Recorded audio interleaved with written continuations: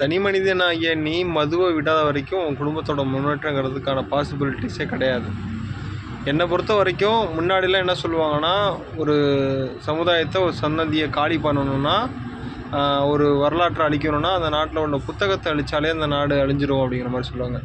இப்போலாம் காலம் மாறி போச்சு. ஒரு சமுதாயத்தை அழிக்கணும்னு நினச்சா அந்த சமுதாயத்துக்குள்ளே போதை பழக்கத்தை கொண்டு வந்துட்டாலே அந்த சமுதாயம் ஆட்டோமேட்டிக்காக அழிஞ்சிடும். ஏன்னா சுய சிந்தனையை இழந்து அடுத்த விஷயத்தை பற்றி சிந்திக்காத அளவுக்கு அவனோட நிலையை வச்சுருக்கும் போது அவனோட முன்னேற்றம் எப்படி இருக்கும்? அதனால தான் சொல்கிறேன், அரசாங்கம் பெருசாக நம்ம மீது அக்கறை எடுக்குதான்னு கேட்டால் இல்லவே இல்லை. மது அவங்க ஒழிப்பாங்களான்னு கேட்டால் முழுக்க அவங்க அதுக்கான முன்னெடுப்பை இன்னும் வளர்ச்சியை நோக்கி இருக்கே தவிர மக்கள் வளர்ச்சியை பற்றி சுத்தமாக இல்லை. அதனால் தனி மனிதனாகிய நீ மதுவை விடாத வரைக்கும் கண்டிப்பாக சொல்கிறேன், உன் குடும்ப முன்னேற்றத்துக்கான பாசிபிலிட்டிஸே கிடையாது.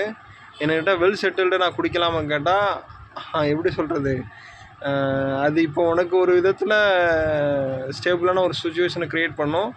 மேபி ஃப்யூச்சர் எப்படி இருக்குங்கிறது உன் கையில் கிடையாது. அதனால் முடிஞ்ச அளவுக்கு மதுவை தவிர்த்துடுங்க. கண்டிப்பாக ஒரு நல்ல சமுதாயம் உருவாக்குறதுக்கான வழிவகை செய்வோம்.